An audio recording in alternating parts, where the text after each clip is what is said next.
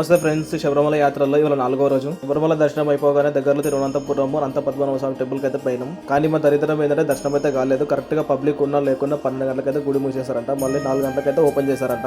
ఇక ఏం చేస్తామని బయట నుండి దండం పెట్టుకుని అక్కడ నుండి అజ్మల్ శివ 20 కిలోమీటర్లు ఉంటుంది, అక్కడికి వెళ్ళాము. శివుడు విగ్రహం మాత్రం వస్తున్నది. ఇక చీకటి కాకముందుకే కన్యాకుమారి వెళ్ళాలని చెప్పేసి సాయంత్రం 5 గంటల వరకు కన్యాకుమారి చేరుకున్నాము. సన్ లైట్ ఎట్లాగో లేదు, సన్సెట్ అన్న చూద్దామని చెప్పేసి పోయాము. మా దరిద్రం ఏంటంటే ఫుల్ మబ్బులు, ఇక వర్షం కూడా పడింది. ఇక డైరెక్ట్ గా నేను చూడాలి అనుకున్న ప్లేస్ కి అయితే బయలుదేరాము. అదే రామేశ్వరము. సముద్రంలో నుండి ఒక ఐలాండ్కి పోయిన ఫీలింగ్ అయితే వస్తుంది. ఆడ కూడా ఒకటే వర్షము.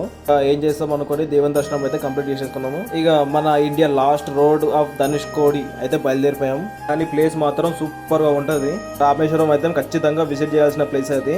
ఇక 4th డే ట్రావెలింగ్ కూడా కంప్లీట్ అయిపోయింది. ఇక అక్కడ నుంచి మన నెక్స్ట్ పోయేది వచ్చేసి మన మధురై మీనాక్షి అమ్మవారు.